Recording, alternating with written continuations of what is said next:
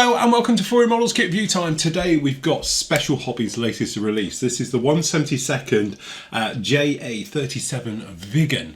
Now you might remember this is actually not theirs, it's actually Tarangas. Tarangas did the 148th one, now they've done a 172nd. Both of those kits have actually been reboxed by Special Hobby. I think they're a little bit cheaper as well, going through Special Hobby and done the usual thing of decals and various things like that. Bugbear with me for the 48th one was that the fact that a lot of aftermarket was released by Tarangas themselves for corrections that were wrong with the kit. Not to mention you didn't get pylons or weapons, which is another bugbear of mine anyway. But anyway, let's see what they've done now with the 72nd one.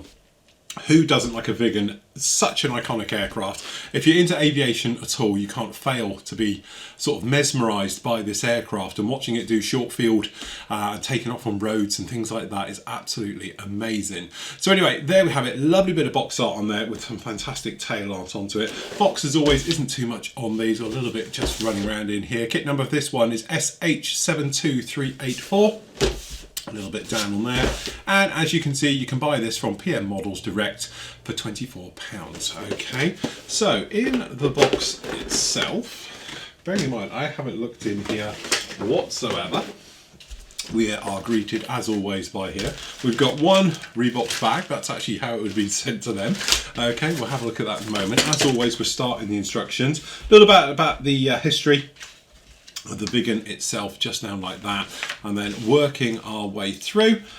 Usual things, a lot of multi-parts used by everything. There's lots of versions of this one around. For instance, it's got the 2 seats in it. Obviously this is the single seat version. They do a T-seat version. There's various changes right the way through. So have a good look round. For instance, you've got 3 different cockpits down here. Make sure you get the right one, working your way through it. Okay, again, same with the clear parts. It comes with pretty much the 2-seater ones, so forth and so on. As always, straight into the actual cockpit, working with the ejector seat. You know, for a 72nd, I think it's pretty good detail. It looks like we get decals for the instrument panels, or you could just go in there and dry brush them and paint them up yourself. A little bit of sidewall detail going in there, and then obviously the tub being fitted up into the actual upper fuselage section. Okay, opening up various holes on this one, as you might imagine, for the different variants and putting things in. We've got a little console area down in there. Intake system, quite clever how that actually all fits in there, because there's quite a lot of plastic involved, and it does seem to line up as well, I've heard. So pretty nice job down in there. Again, we've got these nice bulkheads as well, just to open this one all up. The beak, or the petal system, whichever way you want to call it, for the reverse system is recreated in here as well. So you can either have it open or closed for the thrust reversing on this particular one. Obviously pretty famous for the Viggen family. Okay, and then obviously fitting that engine section down in. Again, opening up holes on the wings and going through. So you've got sort of a front and rear end of it. Again, we'd expect that because there is a 2-seat version of this floating around as well. So the rear part all going in, and then the front end's going in there. A couple of lights being fitted on. Nose section, a little bit of a bulkhead down in there as always, and then fitting the various things down in here with the gun pod underneath. Into that one.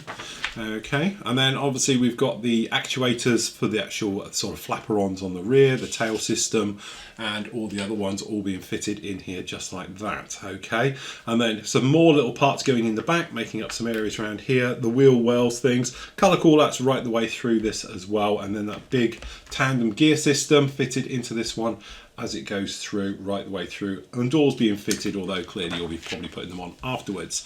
The front, are they, I don't know, actually, they're not really canards on these, are they? Because they're fixed, so not actually sure exactly what the designation is of these ones, but they've got obviously flap system, or sort of mini ailerons onto the outsides of the forward wings, or the winglets, okay, being fitted in. Speed brakes open or closed, another nice touch with this one, and the top one's open or closed as well. We've got that rat system, so that's the other half of that one, so deployed or open as well for the ram air turbine system.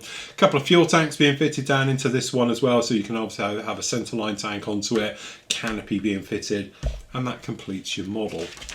Down in the back here we've got some fantastic stuff, and again CMK have done the resin aftermarkets for this, so you can get wheels, dive brakes, that beak system for the thrust reverser, a rat ejector seat. Quite a nice touch if you wanted to go down that route with it. Again, beautiful markings right the way through. So the sort of modern grey ones got a little bit of tail art, got a little bit of nose art worn out on this one, or that traditional beautiful Swedish splinter scheme that they did right the way through. So again, showing off all 3 markings, all of them very striking. Okay, so that's very nice right the way through, and obviously your stencil placement data and everything else Special Hobby's been up to recently, just like that. And again, a bit of an advert on the back for some of the aftermarket stuff.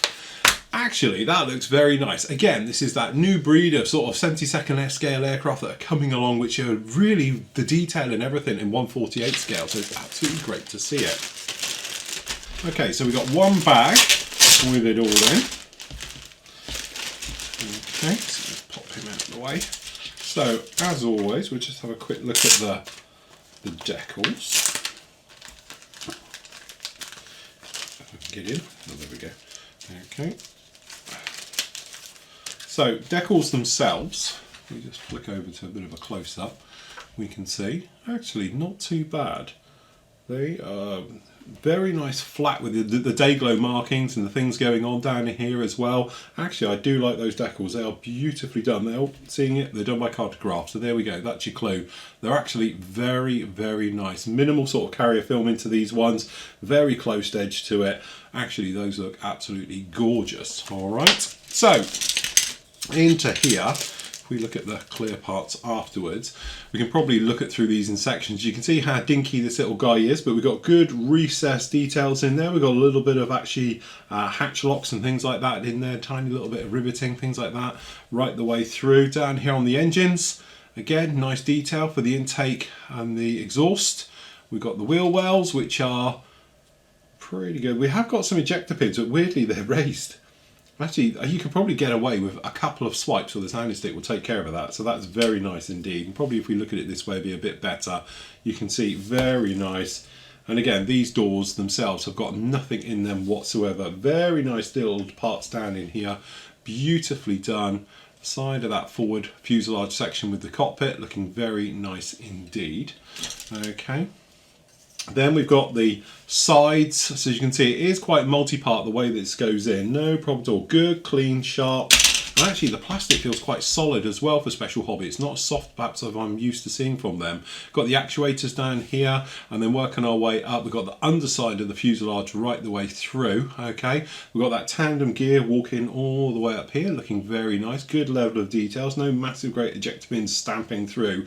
And then actually the small little aerials and sensors, beautifully done as well. Very, very nice. Obviously this is where you're going to be opening up your holes for your different versions that you'll be doing down in there, so just keep an eye on those when you come to the instructions.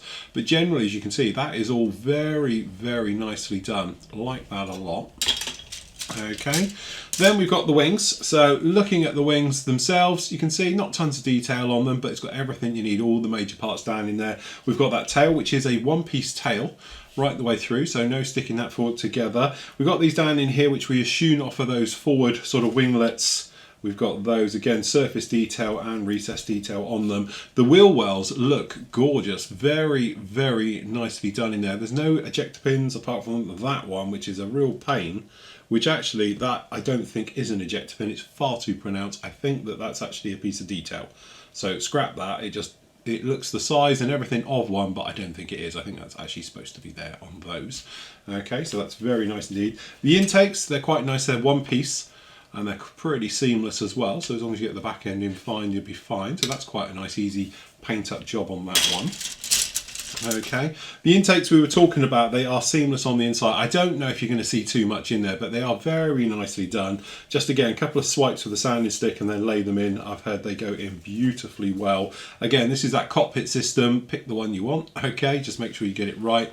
That's that clamshell set. I know there's aftermarket, but actually that's very nice detail on that right the way through. And then we've got the fuel tanks. Couple of fuel tanks on there like that, and there's a little bit of a bulkhead there between the intakes as well. So actually that's very, very nicely done. I like that a lot. Okay, the underwing, as you can see, really nice. Good access panel ones. You could probably liven it up with a little bit. There's a tiny bit of texture in the plastic that you're probably seeing on camera. Actually, with the naked eye, I can't really see it. So I think it's just where the camera's looking at that a little bit better than we can see. And again, lots of these small parts down the edges for the gear and stuff like that. Very nice done. These are these speed brakes, again, available as aftermarket, but really, I really don't think you'd have to. That's the rat internals for the ram air turbine system that falls out. Looks very nice as well. Inside of the wings, you can see it is this inner part, so you're going to be laminating, so it might be worth just having a quick rub over these eject pins here and these, just to make sure it lays flush so it's not standing proud on that.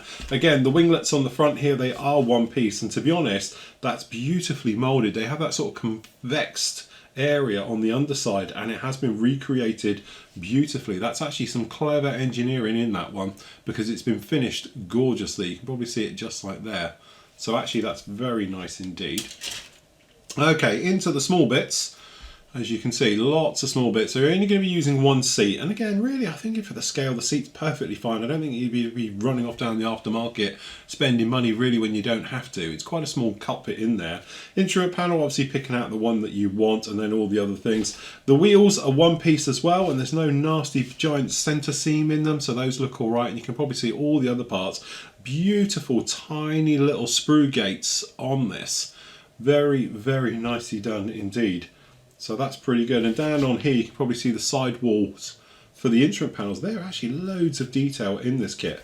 A lot more than I was expecting. To be honest with you, there's a tiny little sink mark here and there, but we are talking very, very picky. There's a couple in the seats and things, and there's a couple everywhere else, but nothing that you'd even call a sink mark. They just look like blemishes, especially in this scale.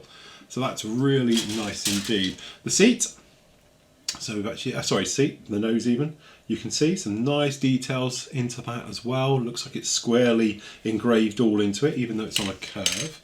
Okay, underside, so we've got some different winglets on the front here with those. Obviously you'd be picking the version you want, and then we've got the gun pod underneath if you're going to be mounting that as well. So there's a couple of little bit of difference down there for the different types of the Viggen. Okay, make or break I think for this kit will be this. This is the clear parts. So what we're hoping for is amazing stuff in here. So looking at the clear parts, actually again I think for the scale that's really very, very nice indeed. Okay, it's not going to win any awards, but you know, when you're down to 72nd, there's only a finite scale you can go down to be able to get these out of the mold cleanly, and that has absolutely nailed it. No problem at all. That is very nice indeed. And there you go. I'm finding it very difficult to find something wrong with the kit. I like to do a balanced review and it just not harp on that it's wonderful. And I'm struggling. I can't find anything that's glaringly, standing out to me that's like, that's not nice.